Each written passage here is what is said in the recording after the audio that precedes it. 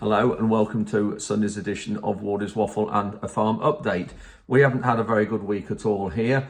We did a little bit of fertiliser applying with the sprayer last Monday, which you saw us get ready for that in the midweek waffle update, but I haven't managed to get any clips of Ruben actually doing it because he only did it Monday and I was busy all day Monday, and we haven't done any since. We've had rain, I think, virtually every single day since then.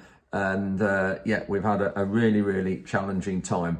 And rainfall altogether, I'm going to go through my rainfall figures with you because I've been keeping rainfall records for 27 or 8 years now, 26, 7 or 8 years, somewhere there. And I'm just going to go through on the computer here on the spreadsheet and just show you where we are in March, because at the minute this year in March we've had about 91 millimeters for the whole of March, which in February last month we only had 11. So you can see why we haven't got any drilling done. We've got no spring crops planted whatsoever yet. So yeah, I'm going to go through some rainfall figures in a minute and just show you where we are and where this March has been in relation to our long-term average. So what have we got for you in this week's update? First of all, I just wanted to mention as well, there's been a big food scandal surfaced this last few days. Abby Kay, I think she's deputy editor of the Farmers Weekly, she's just come over from the Farmers Guardian. He's been working for a few weeks on a story where a company has been importing foreign pork and selling it as British pork for a number of years, and has been doing a lot of things with nearly rotten meat as well, and been mixing it with good meat. This is the link to that. And I'll show you here on the side here of the screen. This is that story. It blew up about 3 days ago. It's gone viral, and so it should do. I'm going to put the link to the whole report in the video description underneath here, so please look at that. And then this is the company apparently that's been responsible for it. They've been closed down now. There's a criminal investigation going on, so I'm not going to mention any more about that. But this is the link to that story about that company, and that link will be underneath as well. So yeah, hugely damaging and really needs looking at, because this is just what is happening, and it's the thin end of the wedge in my concern, in my opinion rather. Anyway, let's get on with this week's update. We've had the combine, we had looking at servicing it and going through it. We go through it in the winter time to see what jobs want doing, so we look at that. Quick update as well on the house and where we're going with that. I also went into British Sugar to meet the agricultural manager this last week. A few of us did, so I got a little bit of an update on that and what was said there. Just to touch on sugar beet as well, I do keep getting asked by many of you, and thank you for asking me about where did we get to with my appeal on our high soil figures regarding some of the loads we had that went in just after Christmas. I'll be pleased to say that after I appealed, those loads have been reduced. There were some loads that were sampling at 13.2, some at 11.2, and all those have been reduced down to 9.6, which I'm pleased to say it's not as low as I wanted them to go. I wanted them to go to about 6.5, 6.7. But it'll have made a big difference, so I'm really pleased with that. So yeah, great news, and thank you, British Sugar. Thank you for those of you who replied to my questions about how many videos a week would you like me to put up. I'm going to touch on that more at the end, but a few have also said I need to promote my videos more because you really enjoy them and think I need more subscribers.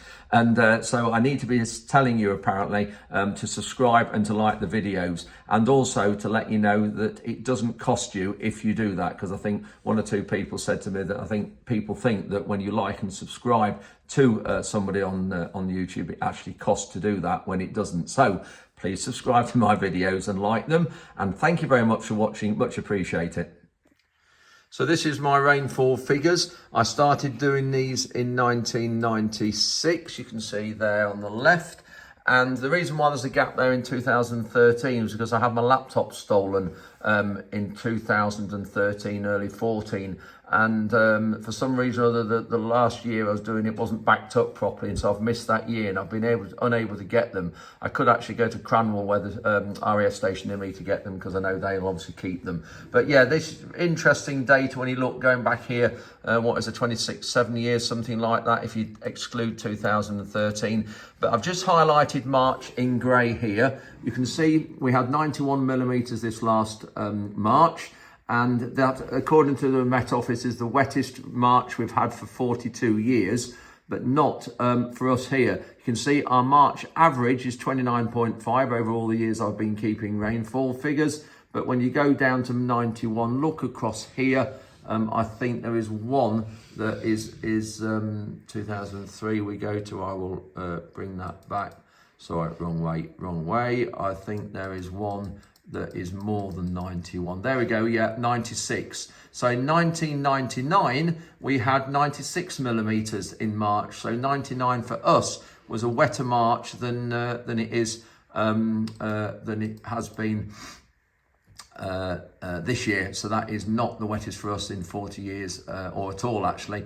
Yeah, 99 was wetter, but this is the averages or the totals at the bottom for all the years. You can see 96 was actually a dry year. We had 419 in total. Then going along the bottom here, got some really interesting figures. Our driest year we've ever had since I started recording rainfall was 2011, where we had 410 millimeters. Then the following year, 2012, we had 1,017. And just look at these figures, all these months, well over 100 in nearly half the year. 190 there in April, I remember that. And then going back down here, so last year, let me just go down and get last year's. Here we go.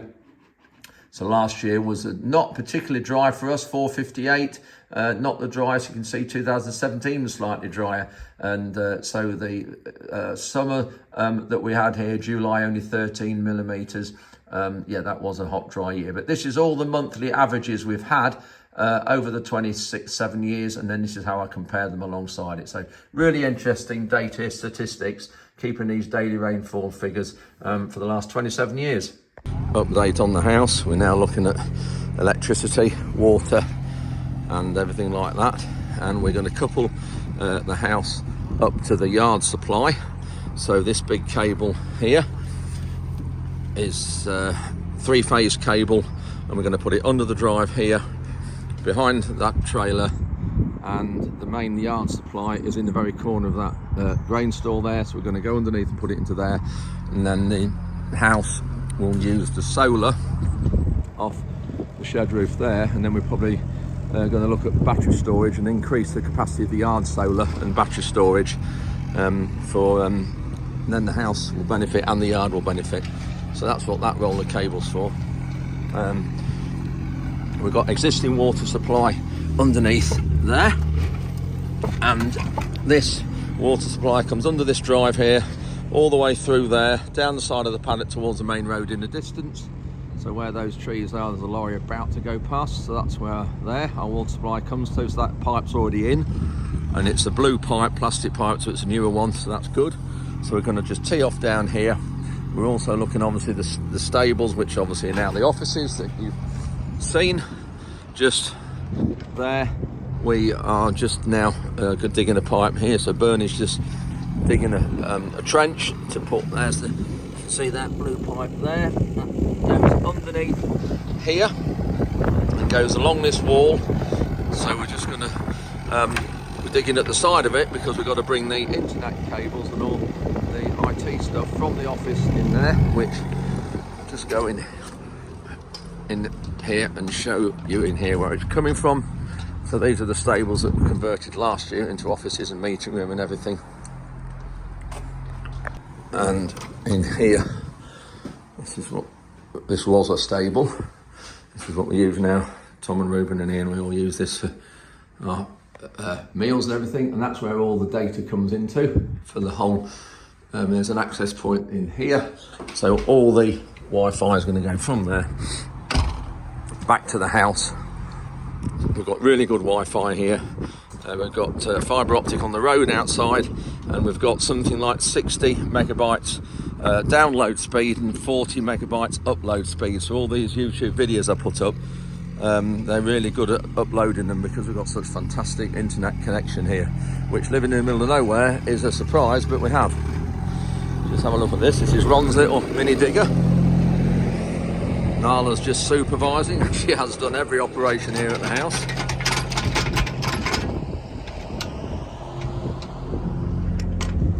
So we're just digging there, going to put a duct in there for the cables for the internet. and that's through going underneath the house here, underneath that wall there. Ron's just busy connecting the drains and all that sort of thing up, and we've got slabs laid out around the back here as well. So you've just seen where we are outside the house and what we're doing, the new house we're building. And inside the house now, we've got these arched windows that need finishing off. We've got the boarders and the joiners coming in this week to actually form the archway around here, which is going to be interesting to see how that's done, because apparently you can bend a certain type of plasterboard, which I didn't know. So going to be interesting to see how they do this and get this done. So we've got that window to do, and then this other one, the other side here that looks out across the farm, got this one all to do as well. So that's going to be interesting, seeing that done and seeing a nice lovely curved arch. Just in a rush now, I'm just flying off to British Sugar Factory at Newark just to meet the Agricultural Director Dan Green, and just when I was about to leave, daughter Sam rang me in a panic because she tried to bleed a radiator and it was pouring water out because the screw had come out, and I'd got Ron the builder with me, helping her, telling her how to try and stop it, but of course I couldn't leave because they were talking on my phone, so I'm now going to be a few minutes late. So I'm just leaving the farm now, and I've got 17 minutes to get there, which it will take about 13 minutes to get there, but I don't want to be late. Just made it with about 3 minutes to spare. Those of you who recognise from the videos before, this is the beet factory, so we're just going to go in and just get signed in and put not high vis on, because we had that when we go around the factory. Just get signed in and then we'll go and meet Dan Green and see what we've got to say. So they've stopped processing sugar beet now, closed about a week ago, and so that's why there's a lot less activity around at the factory, but they're still processing sugar and also animal feed. This is where we are, in the training centre, and that's the factory. So just come out from the meeting. It's now raining yet again. You can just see the factory, there's no steam coming out any of the chimneys. It's just generally now winding down. There's a lot of maintenance starting to happen and cleaning down before the maintenance happens. So yeah, interesting meeting, which I'll touch on in a minute.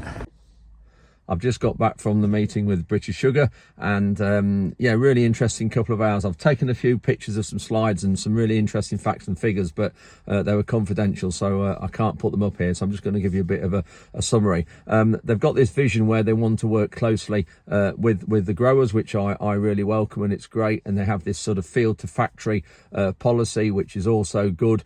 And all this relationship management and improvement, I really welcome, because I just thrive on that sort of thing, and I think we need to do more of that. They also want to get into yield forecasting as well, which I think is crucial, because this year they're well down on the amount of sugar they produce. Normally they produce 1 million tonnes of sugar. This year it's 750,000 tonnes because of the frost problem. So it'd be really good to get into yield forecasting, and obviously regarding that, they can forecast that because you're looking at drilling date, looking at establishment percentage, and looking at weather and the performance of it, all of us growers as well, because all of us grow beet differently, and some are less successful or more successful than others, so we need to look at that. Also, was interesting, you've seen in my update videos when I was in the factory that Newark's got a £7.5 million wastewater treatment plant in the process of being built. At Cantley, the factory down in Suffolk, they've also got a wastewater treatment, but that's going to be about £9 million. And altogether at Newark, they've an £8.7 million maintenance and essential sort of replacement cost capital project at Newark, which is huge. That's just obviously one factory. I actually mentioned as well about benchmarking and grower discussion groups, because I think if we can all help each other, it's really where we need to be, and we all have different ways of doing things, and we could all learn off each other, and I'm a big believer in this. But of course, when you start having benchmarking groups or discussion groups, it relies on all participants of that group being open and being prepared to share figures. And those of you who watch my farm updates here on YouTube regularly, I'm not afraid to share my figures, costs and anything. And I think to have a successful grower discussion group, benchmarking group, we all need to be the same. And just looking at capital investments, actually on all the 4 sites, there's around about a £45 million capital investment projects that's going to be going on from now until when all the factories open again this next September. There's about sugar demand in the country is about 1.8 million tonnes. So you've heard me just mention British Sugar have about 1 million tonnes demand or production usually. So there's a 0.8 million tonnes shortfall.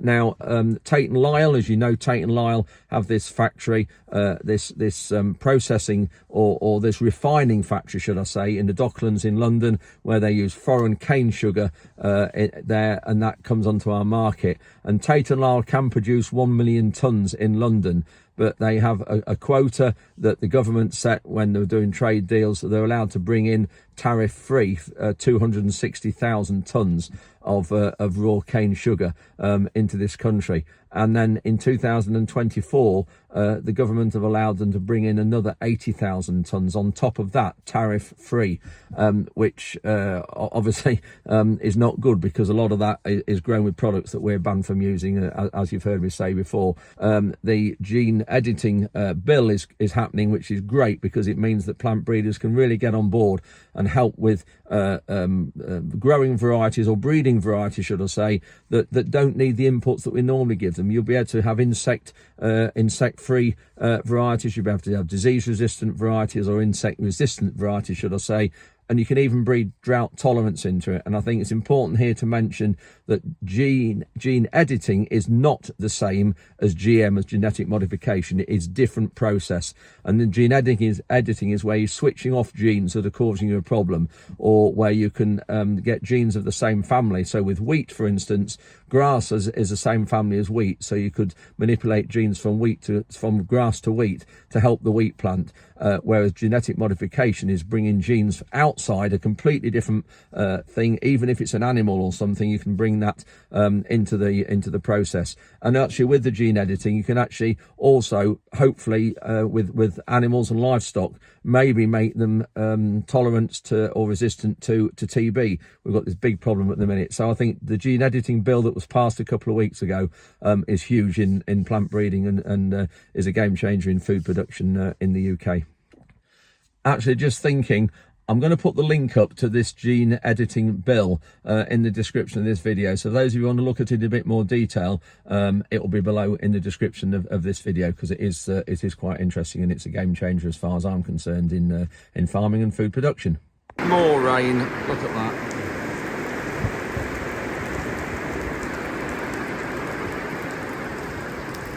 So anyway, we've got Ryan here from Russell's, looking at the combine, doing a winter service, or not winter, looking at what needs doing for the winter service. So going through it, it's been here all day, and just checking all the bearings, pulleys, belts, chains, sprockets, everything to see what needs doing to the combine.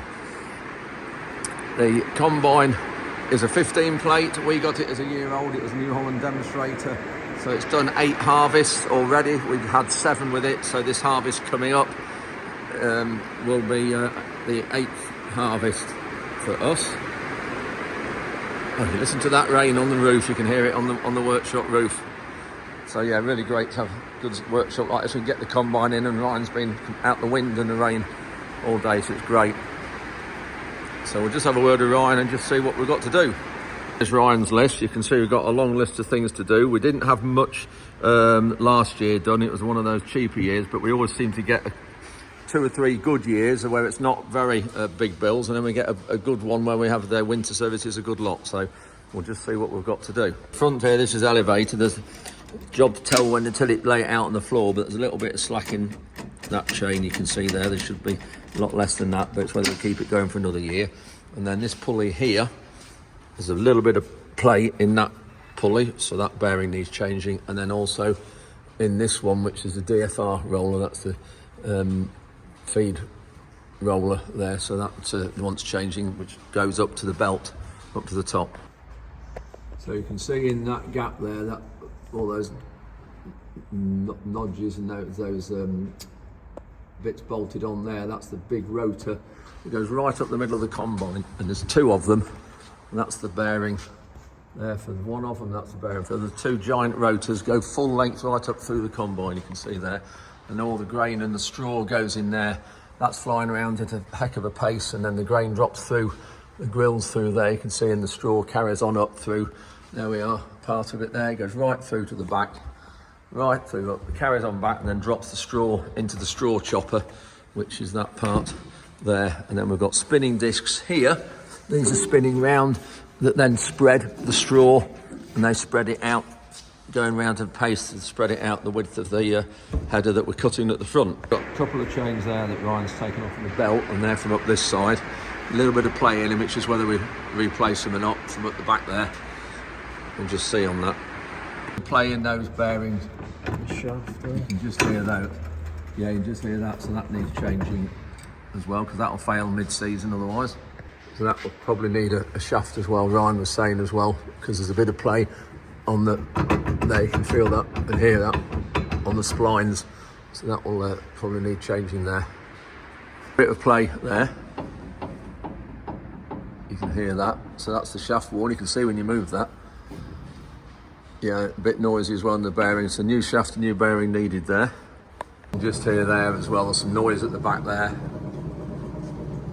So the bearing needs changing there because that's failing, or it will fail mid-season. And then underneath there, that's the grain pan, where all the grain drops down from underneath there. And then up there that's the grain tank. We've got one of the little augers there that takes the grain to the other end to the unloading auger, another one there. See there, that's the bottom of the unloading auger, bottom of the tank. And then that's where it swings out. You can see there, that long one there swings out right out here, and that's what we empty into the trailers with. Just in the cab now, and that's window into the grain tank. And you just see those two round sort of covers there, that's above the big rotors we've just been looking at. And then the augers that we've just been looking at the base of the tank. There's one just there. And the second one is just at the back there. So yeah, that holds about 7.5 tons when it's empty, or when it's full. So yeah, this is an 8-year-old combine now. We haven't normally kept one as long as this. But with all the other investment and things we've had, and the combine's been going well up to now, apart from last year we had a few troubles, so we'll just see how long we keep it. Yeah, we don't normally keep a combine as long as this. This one's, like I said, it's done 8 seasons it will have done with us this next year. And normally after about 6 or 7 we'd change, but it's been a good combine once we got the first year sorted out. And then last year we did have some troubles with the straw spreading at the back. That's why those of you who've watched the channel for a while, we had to get another combine in to help us. But otherwise we'd normally have swapped them by now. But generally this combine's been good, so we'll just see. We've got all the other investment with the RX we've had, so we'll just see how long we keep it. So that's it for Sunday's update. Just before I go, I just want to thank everybody for your comments last week and your replies when I asked you how many videos a week do you want me to post. I had altogether 113 responses to that. I've got them all down here and I've listed them out. The most common by far what you'd like me to do is twice a week, short ones, 15-20 minutes long, and there's 57 of you, so that's 50% of the votes dead on. 50% of you wanted me to do twice weekly videos instead of one on a Sunday. The next popular one after that was, like I do now, was a long Sunday one and a shorter midweek one. There's 22% of you. And then a few of you wanted me to carry on doing Sunday only. And then some of you said to suit me, which was very kind of you. But by far the biggest one was saying do 2 15 to 20 minute videos twice a week. So one on a Wednesday and so one on a Sunday. So that is what I am going to do. Anyway, thanks very much for watching. Hope you've enjoyed this week's update, and we will see you, judging on what you've just said you'd like, we'll see you midweek on Wednesday evening.